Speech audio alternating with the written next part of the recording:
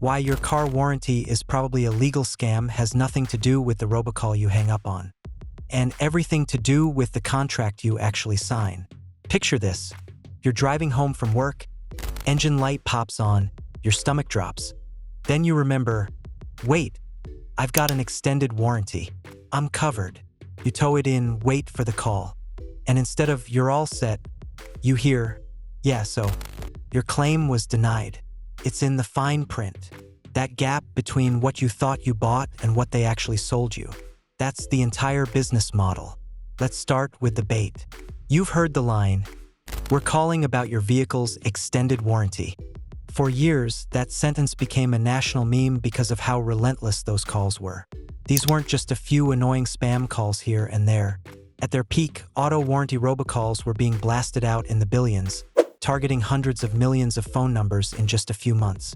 Regulators eventually stepped in and hit one operation with a record fine close to $300 million, calling it the biggest robocall case they'd ever gone after. The result was dramatic. Once carriers were told to block that traffic, auto warranty spam calls dropped by more than 90%. But killing the calls didn't kill the hustle. The phone scams were just the loudest, dumbest version of a much quieter machine that still runs perfectly. The legit extended warranty industry. The one with glossy brochures, dealership offices, and TV ads with smiling families. The one that tells you, repairs are expensive. For just a small monthly payment, we'll protect you from a surprise engine or transmission bill. On the surface, it sounds reasonable. Cars are complex. Parts fail. A single transmission repair can cost more than a year's rent in some places. So when someone offers a safety net, you want to believe in it. That's exactly what they're selling. Not coverage, but peace of mind. Now here's the twist. Their peace of mind depends on you never actually using what you bought. Because behind that reassuring pitch is a brutal, simple math. The less they pay out, the more they keep. Some providers set aside a tiny fraction of their revenue, think barely over 1% of product sales, to actually pay claims. That means for every $100 they collect in premiums, only a little over $1 is budgeted to come back out as repair money. Imagine an insurance company telling you, "Yeah, we keep 98, you might see one." That's not protection. That's a toll. So how do you design a product that looks like protection but behaves like a toll? You weaponize the fine print. Let's say you buy a third-party warranty from a big-name brand you see online or at the dealer companies like Endurance, CarChecks, or Protect My Car. The sales script is all about what's covered. Engine, transmission, electrical, air conditioning, even high-tech systems. You hear bumper to bumper and comprehensive, and your brain translates that to, if it breaks, they fix it. But the contract doesn't work that way. There are two big tricks. Trick 1, exclusions. They carve away at that comprehensive feeling with a laundry list of "not our problem." Pre-existing conditions? Excluded. Normal wear and tear? Excluded. Anything that can be framed as, "you didn't maintain this correctly?" Excluded. That covers everything from brake pads and clutches to wiper blades, and often even parts that failed because of another wear item. If your engine damage can be tied back to a missed oil change, a non-OEM filter, or an off-schedule service, they've got an exit ramp. Trick 2, stated component coverage. That phrase sounds harmless, but it flips the default. Instead of "we cover everything except these few exclusions," it becomes "we cover only the parts we explicitly name, and anything not on that list does not exist to us." A tiny sensor fails that isn't clearly listed? Tough. A wiring harness that doesn't fall under their exact wording? Tough again. They're not paying for your car.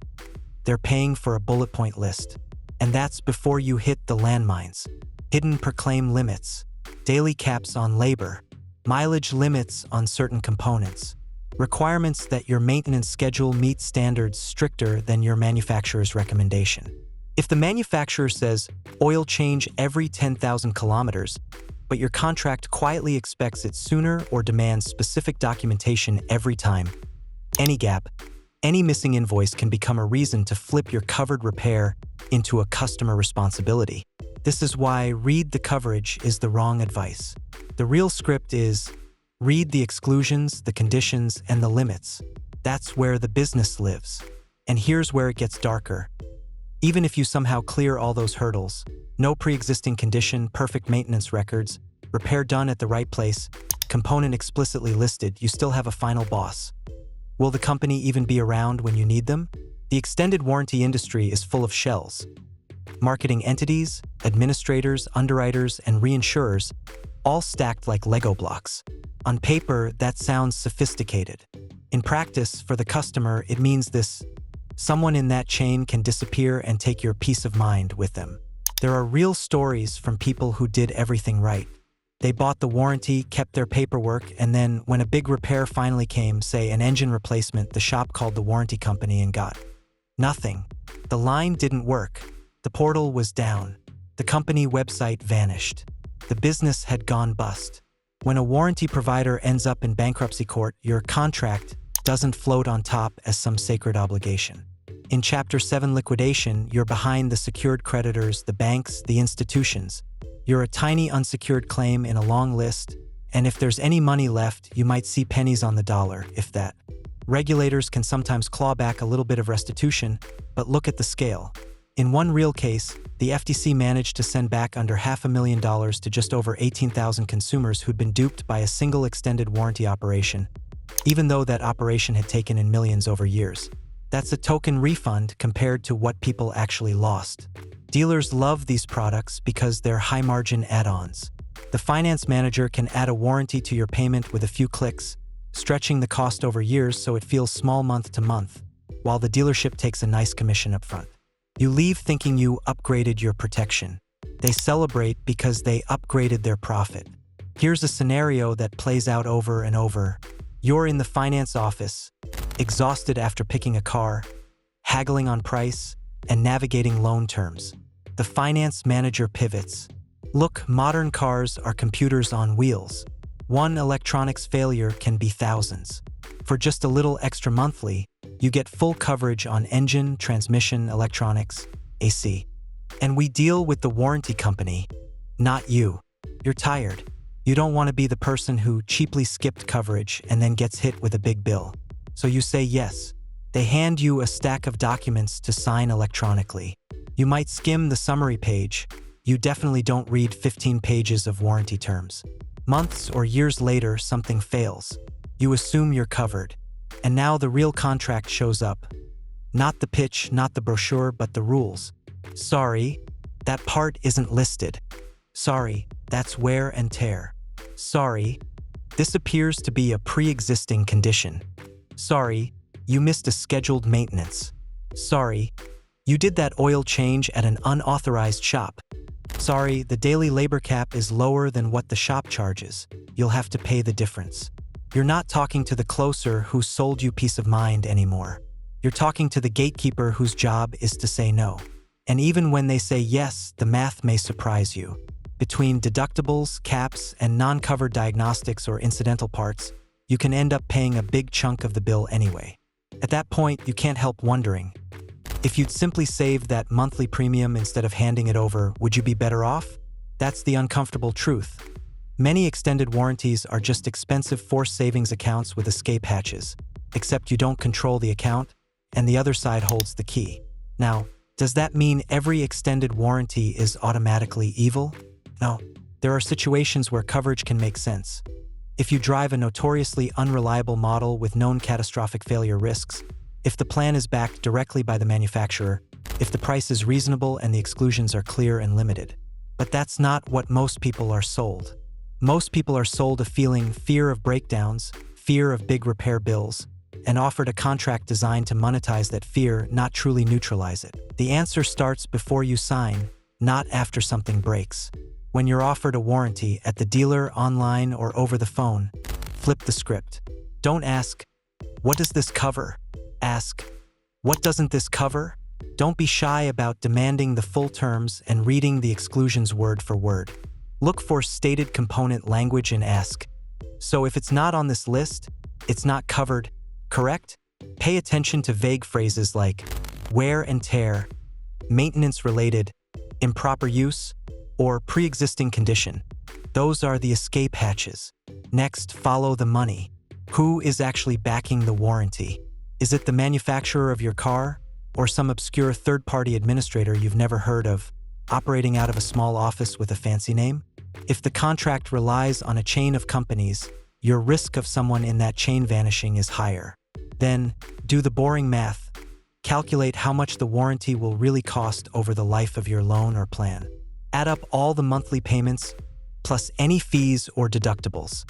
Compare that total to realistic repair scenarios for your car's age and reliability record. Often, you'll find that if you just set that same money aside in a separate savings account, you'd be in a stronger position with no fine print dictating whether you can use your own money. Notice something important here. The industry doesn't want you doing this math. It wants you in a moment of emotional fatigue, at the end of a long car buying session, nodding through a sales script that frames no warranty as reckless and extended protection as responsible adulthood. But responsible isn't just saying yes to protection.